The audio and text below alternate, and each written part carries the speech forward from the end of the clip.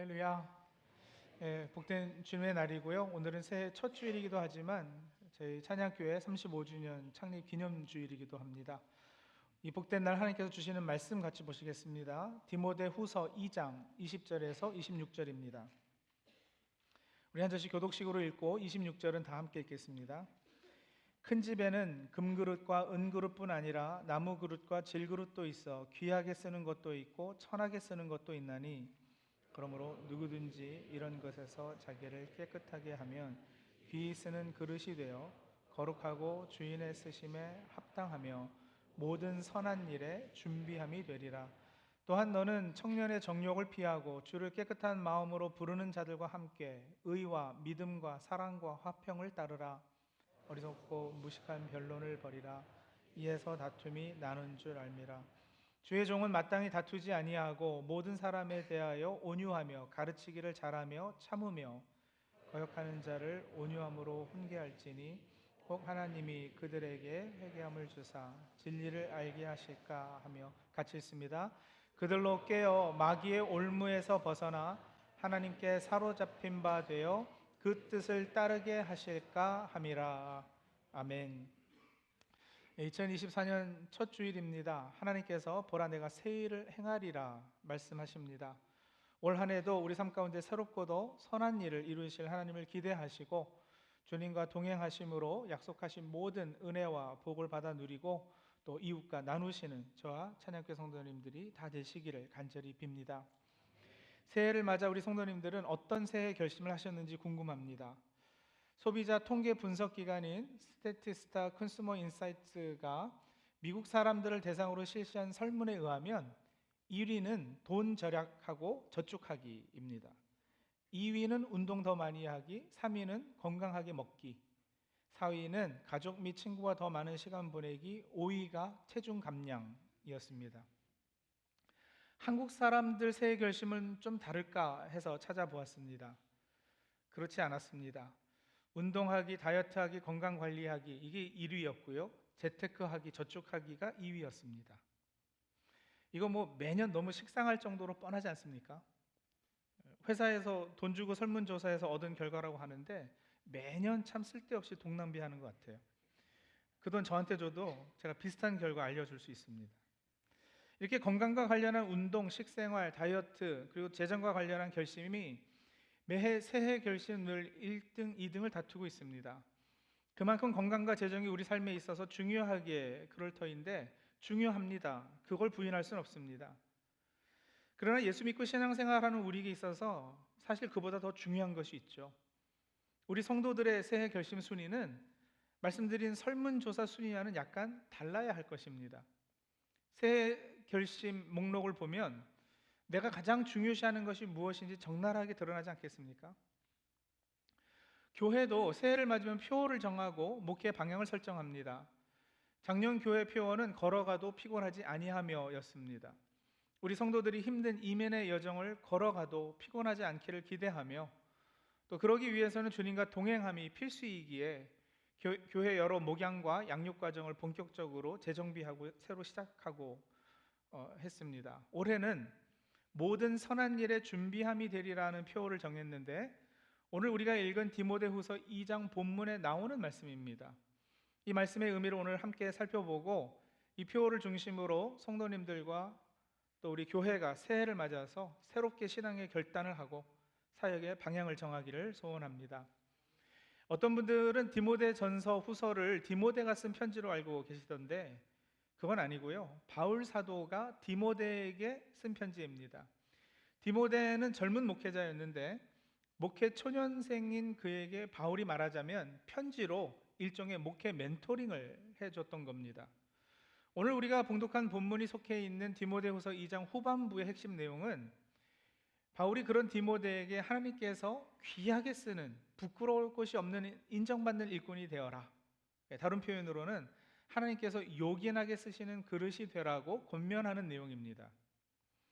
우리가 20절에서 26절을 함께 읽었지만 사실은 디모데후서 2장 후반부, 더 넓혀서 14절서부터 보는 것이 전체 문맥 흐름을 이해하는 데 좋습니다. 14절에서 19절이 일꾼, 20절에서 26절이 그릇의 비유를 말씀하시는데, 이 두 가지 일꾼과 그릇이라는 개념들을 바울이 사용하면서 하나님 앞에 젊은 주의 종 사역자가 어떻게 준비되어야 하는가를 말씀해 주고 있습니다. 먼저 14절에서 19절을 요약을 하자면, 부끄러울 것이 없는 하나님의 일꾼으로 인정받기 위해 갖추어야 할 자격이 하나 있다 그러시는데, 그건 바로 이 말씀과 관련된 것입니다. 그래서 14절 보면 말다툼을 하지 말라고 하시고요, 15절에 너는 진리의 말씀을 옳게 분별하라고 합니다. 그리고 16절에는 망령되고 헛된 말을 버리라고 하죠. 분명 인정받는 주의 종, 일꾼이 되는 것과 이 말씀과는 깊은 연관이 있습니다. 근데 바울이 이 구절들에서 언급하는 말은 그냥 아무 말은 아니에요. 16절 망령되고 헛된 말 같은 경우도요, 그 의미하는 것이 뭐 날씨 이야기, 드라마 본 이야기, 뭐 혹은 남 험담하는 그런 영양가 없는 말하는 정도가 아니고요, 물론 만나서 유익하지도 않고 얻을 것도 없는 쓸데없는 그런 말도 삼가해야 되겠지만, 본문에서 바울이 말과 관련해 주는 교훈은요, 이 진리의 말씀, 하나님의 말씀과 그렇지 못한 이단적 가르침, 이 둘의 구분이거든요. 17절 보세요. 후메네오와 빌레도라는 사람의 이름이 나와요. 그들의 말이 악성 종양같이 퍼져나갔다 그러잖아요. 이들이 어떤 말을 했기에 그 말이 그렇게 부정적인 영향을 끼쳤는가? 이어지는 18절입니다. 진리에 관하여는 그들이 그릇되었도다. 그러니까 비진리를 말하고 다녔다는 거예요. 어떤 비진리? 18절 후반부에 보면 부활이 이미 지나갔다 함으로 어떤 사람들의 믿음을 무너뜨리니라. 부활과 관련한 이단적 가르침을 퍼뜨리고 다닌 겁니다. 부활이 이미 지나갔다 가르쳤다 그러잖아요. 그러니까 부활이 뭐 상징이지 그게 진짜겠냐? 우리가 예수 믿고 거듭났으면 그게 우리가 영적으로 부활한 거지, 죽었던 사람이 나중에 다시 살고 이러는 건 없다. 그 상식적으로 말이 되냐? 뭐 이런 유의 가르침을 퍼뜨렸다라는 거예요. 그리고 그런 가르침은 이 교회 안에 그 교인들의 믿음에 아주 안 좋은 영향을 주었습니다. 반면에 이제 젊은 초보 목회자 디모데는 어떠해야 하는가? 한 세 가지로 나누어서 말씀하시는데, 하나, 쓸데없이 그 사람들하고 말꼬투리 잡는 말다툼 하지 말라라는 거예요. 괜히 그 사람들 수준에서 같이 싸우다가 14절에 보면 도리어 듣는 자들을 망하게 함이라. 저에게 어떻게 알고 오는지 신천지가 계속 이메일을 일주일에 2개씩 보내옵니다. 신천지 교리 설명도 하고요, 교주 이만희 씨를 핍박하지 말아라. 그래서 그 톤은 잘 읽으면 너 나중에 두고 보자 이런 톤이에요. 기존 교회가 얼마나 타락하고 잘못되었는지 아느냐, 뭐 이런 내용의 이메일들이 오는데 대응할 가치가 없죠.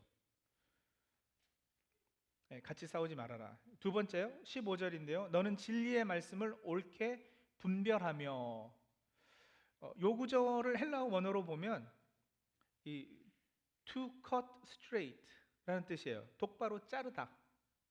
우리가 말씀을 쪼갠다라는 표현이 사실 이 구절에서 근거했는데, 하나님의 말씀을 정확하게 다루라는 거죠.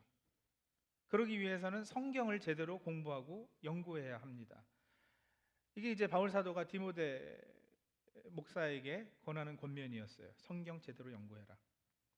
그리고 세 번째 19절이요, 그러나로 시작이 됩니다. 후메네오, 빌레도 같은 이단 활동이 어떤 이들의 믿음을 무너뜨리는 일도 교회 안에 없지 않으나, 그러나 그 말이에요. 그렇죠? 그러나 하나님의 견고한 터는 섰다. 하나님의 견고한 터가 무엇인지는 바울 선생님이 구약의 2곳 말씀을 인용해서 증거하고 있는데, 여러분들이 가지고 있는 성경에 보면 이렇게 그 2곳 구약 성경 인용한 곳에 뭐 기역 니은이나 일이나 이렇게 써 있고요, 아래 이제 풋노트에 구약 본문이 나올 거예요. 민수기 16장 5절하고 이사야 52장 11절을 인용했어요.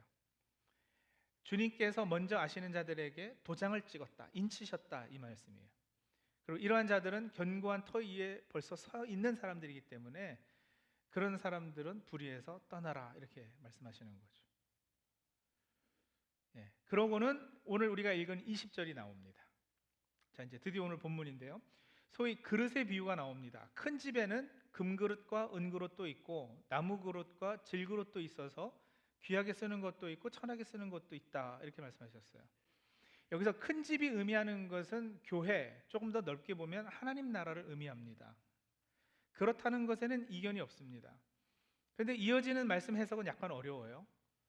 금그릇, 은그릇은 귀히 쓰는 것들이고 나무그릇, 질그릇은 천하게 쓰는 그릇이라고, 이렇게 귀하게 쓰고 천하게 쓰는 것의 구분을 그 그릇의 재질로 구분하는 거죠.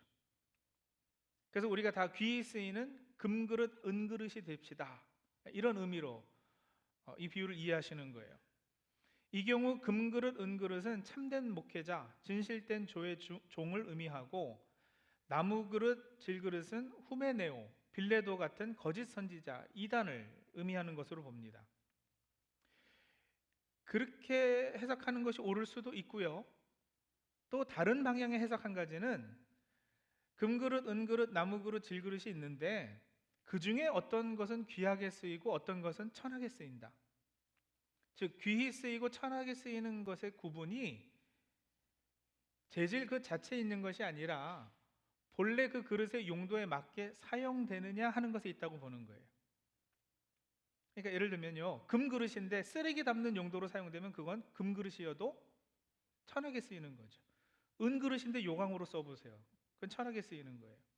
반면에 나무 그릇인데 날마다 따뜻한 밥이 담겨서 주인의 밥상에 올려지면 그건 귀하게 쓰이는 겁니다. 질그릇이라도 그 안에 보배를 넣어두면 그건 귀하게 쓰이는 거예요. 그래서 누구는 금수저, 누구는 흙수저로 이미 이렇게 정해져 있고 금수저로 정해진 사람만 귀히 쓰인다, 이게 아니고요, 본래 그 그릇을 만든 용도에 맞게 하나님의 부르심과 달란트, 허락하신 은사에 맞게 사용이 되느냐, 그렇다면 귀하게 쓰임 받는 거다라는 거죠. 이 두 가지 약간 좀 포인트가 다른 해석 중에서 저는 이 후자의 경우를 더 선호하는데, 자, 그런데 이 해석을 어떤 걸 더 선호하든 사실 크게 달라질 건 없습니다. 왜냐하면 그래서 결론이 뭐냐, 바울 선생님이 디모데에게 주시고자 했던 교훈이 뭐냐, 결국은 여러분 귀히 쓰시는 그릇으로 준비되어야 한다는 거, 이게 이제 결론이거든요. 하나님께서 제대로 쓰는 사람, 그렇게 쓰임받는 사람, 부끄러움이 없는 일꾼으로 인정받는 사람, 그런 사람이 되라는 거예요. 그런데 그래서 후자의 해석 같은 경우는 재질이 뭐냐를 떠나서 귀하게 쓰임을 받으려면 이제 바울 선생님이 이야기하는 조건이 있어요. 이제 21절입니다. 21절 한번 우리 같이 한 목소리로 읽어볼까요? 그러므로 누구든지 이런 것에서 자기를 깨끗하게 하면 귀히 쓰는 그릇이 되어 거룩하고 주인의 쓰심에 합당하며 모든 선한 일에 준비함이 되리라. 네. 귀하게 쓰이려면 조건이 뭐냐? 깨끗해야 된다라는 거. 밥그릇에 쓰레기가 담겨 있으면 더러워서 못 쓰잖아요. 비워야 하고 설거지가 되어 있어야지 돼요. 자, 근데 하나님의 일꾼으로 깨끗하게 된다라는 것은 과연 무슨 의미인가? 그렇죠? 비유를 계속 이용하자면 그릇을 설거지해서 깨끗하게 하는 거, 그게 도대체 어떤 모습일까? 자, 21절 다시 돌아가 보시면 누구든지 이런 것에서 자기를 깨끗하게 하면 이라고 했어요. 그러니까 윗구절들하고 연결이 되는 거죠. 윗구절들에서 제가 한참 설명드렸잖아요. 무슨 얘기를 하셨어요? 이단의 가르침에서 자신을 지켜서 정결하게 하는 거, 그걸 말하는 거예요. 그러려면 성경을 잘 연구해서 하나님의 말씀으로 무장하고 하나님의 말씀을 정확하게 잘 다뤄야 되는 거, 이미 우리가 살펴본 거죠. 그게 자신을 깨끗하게 하는 한 가지 방법이고요. 거기에 더해서 이제 몇 가지가 더 나오는데 그게 오늘 우리가 읽은 이제 22절 이하의 말씀이에요. 22절 이하 보시면 또한 너는으로 이렇게 시작이 돼요. 그렇죠?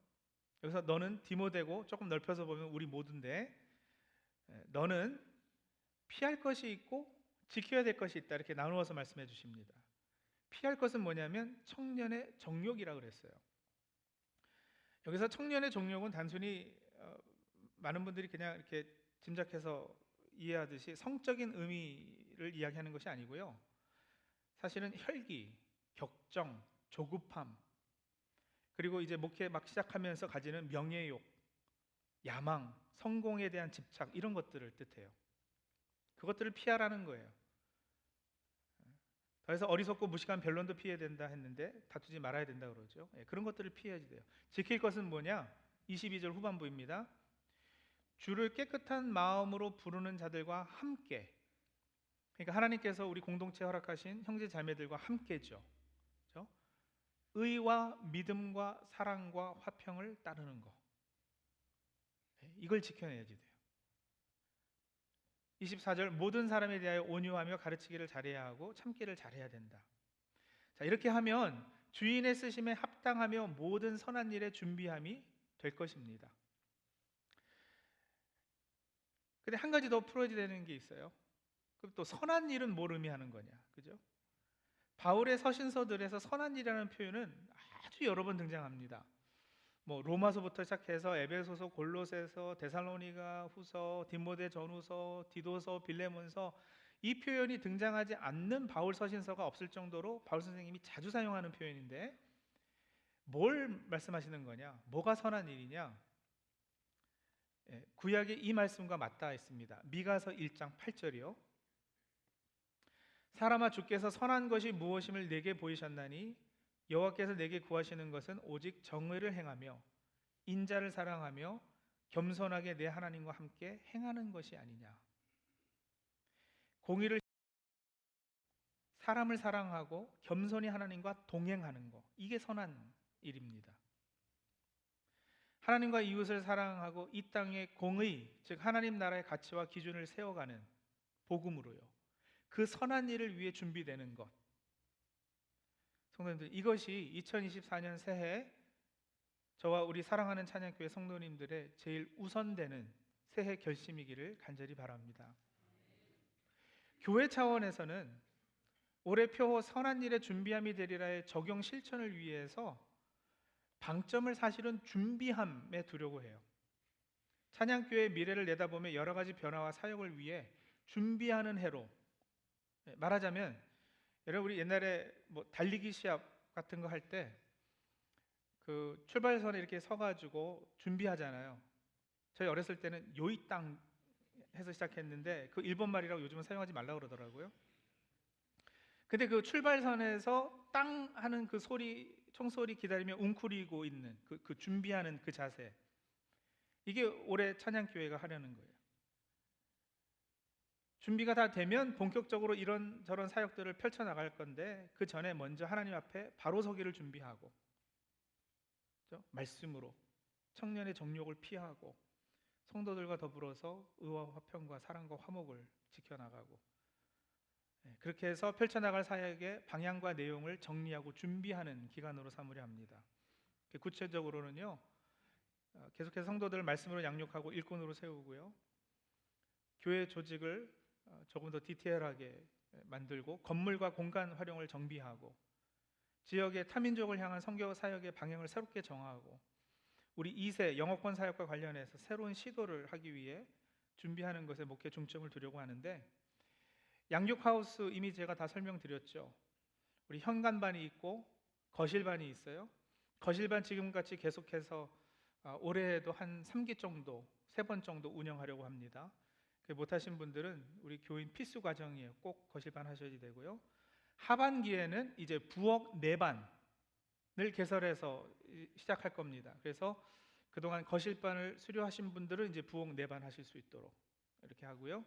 부엌 외반인 카이로스 코र्스도 올해 2기수 2번 운영이 될 예정입니다. 카이로스 코र्스는 혹 거실반을 안 하셨어도, 먼저 하시면 너무 좋고 안 하셨어도 하실 수 있는 코र्스인데, 선교 훈련 과정으로 역시 전 교인의 필수 과정이에요. 그리고요, 2월 14일 수요일부터는 수요 성경 강해를 시작합니다.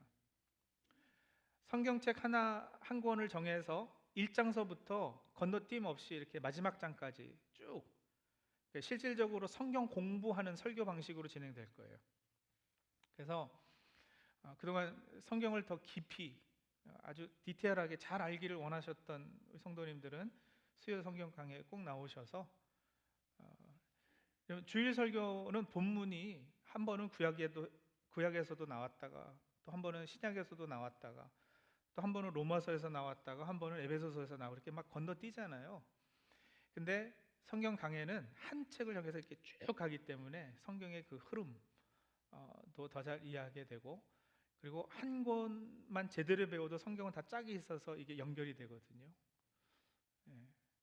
이제 그런 식으로 우리가 공부해 나갈 거기 때문에 성도님들이 진리의 말씀을 옳게 분별해서 부끄러울 곳이 없는 일꾼으로 설 수 있도록 이런 과정들을 마련할 것입니다.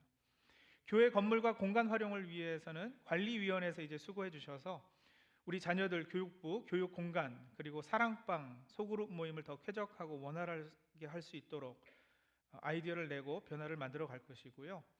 해외 선교와 관련해서는 기존에 우리 진행되던 선교 사역들이 있어요.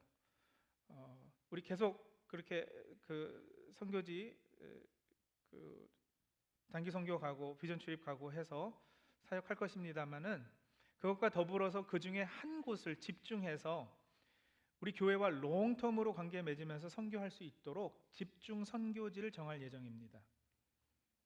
그래서 우리가 뭐 여러 선교지, 여러 선교사님들을 이렇게 조금씩 파편적으로 돕고 후원할 수 있지만 그것도 잘못됐다는 것은 아니지만은요, 우리 한 교회가 가지는 그 어떤 재정과 인원과 이런 역량들을 한 곳에 조금 이렇게 집중해서 그것과 뭐 몇 년이 아니라 10년, 20년 계속해서 이렇게 롱텀으로, 그리고 선교사님도 그곳에 오래 계시는 한 분과 연결하면서 이렇게 할 수 있도록 집중 선교지를 정할 예정이고요.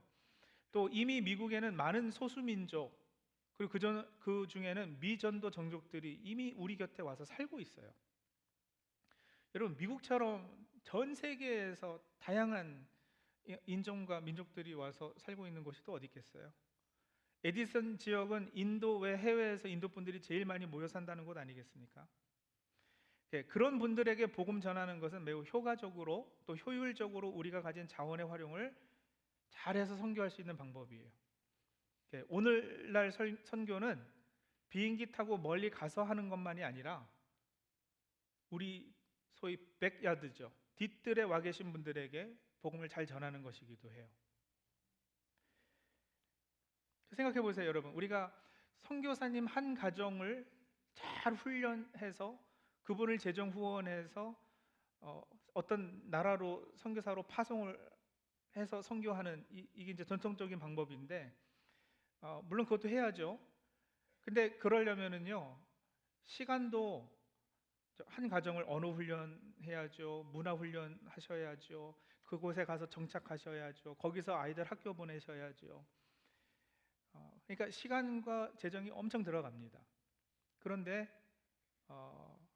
이미 우리 옆집에 살고 있는, 그렇죠? 또 이곳에 모여 살고 있는 어떤 민족에게 우리가 나름 어떤 체계적이고 전략적인 방법을 가지고 접근할 수 있으면 그건 뭐 너무 좋은 일 아니겠어요? 그래서 그것에 대한 아이디어가 있어서 지금 이제 우리 선교부하고 이야기해서 그런 방법들을 마련할 것이고요. 그리고 또 한 가지, 우리 교회 영어 목회 팸이 감사하게도 지속해서 잘 성장하고 있습니다. 예배 인원, 뭐 헌금이 많이 늘었다 이런 것만 이야기하는 게 아니고요, 리더십이 정말 잘 세워지고 있고 영적으로 잘 성장해서 성숙한 회중으로 되어가고 있어요. 그래서 앞으로 길게 내다보고 팸을 어떻게 더 잘 세워줄 수 있을까? 이제는 여러분, 이민 3세뿐 아니라 2세뿐 아니라 팸에서는 3세, 엄밀히 말하면 3.5세대도 잘하고 있거든요. 우리 1세 신앙의 유산이 어떻게 해야 우리 이민 2세대, 3세대까지 물려지고 잘 세워질 수 있을까?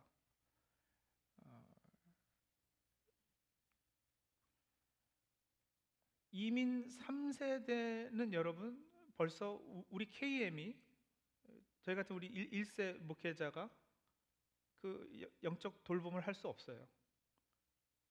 2세 목사님들이 또 하셔야 되거든요. 그런 의미에서 EM이 영어 목회가 KM에서 독립해서 따로 교회를 세우는 것도 필요한 지역이나 그런 상황이 있을 수 있습니다. 교회마다 하나님의 이끄심이 다를 수 있으니까요. 하지만 그동안 우리 한인 이민교회 역사에서 배운 교훈과 제 개인적인 판단에 의하면 우리 교회를 포함해서 대부분의 한인 이민교회에서는 아직까지는 그런 방법보다는 KM과 이 영어 목회가 서로 한 건물, 한 공간에서 상호 의존해서 목회적인 시너지 효과를 내는 것이 훨씬 더 건강하다고 봅니다. 소위 한 지붕 두 가족 모델이라 이렇게 부르는데요. 그런 모델로 나아가려고 합니다. 우리 KM과 팸이 어떻게 함께 한 공간에서 서로에게 유익하고 사역을 공유하고 서로 성장할 수 있을까 아주 심각하게 고민하고 대화 많이 하고 그리고 그 방향을 위해서 발걸음을 내딛는 그런 준비가 필요한데, 그러기 위해서 KM과 팸이 상호 의존 교회, 인터디펜던트 철치가 되기 위해서 이번에 준비위원회를 하나 꾸려서 운영할 겁니다. 그게 이제 올해 할 일이에요. 그렇게 준비가 잘 되면 2025년에는 본격적으로 상호 의존 교회 모습을 갖추도록 하겠습니다. 이 외에도 여러 가지 선한 일을 위해서 기도하고 준비하는 한 해로 2024년을 삼으려 하는데, 앞으로 이런 선한 일들 하나씩 준비하면서 더 구체적으로 교회 리더십과 우리 성도님들에게 알리고 설명하고 또 함께 기도와 협력과 헌신을 부탁드리겠습니다. 우리 주인 되신 하나님께 귀하게 쓰임받는 우리 한 분 한 분 성도님들과 우리 찬양교회 되기를 간절히 소원합니다. 기도하겠습니다.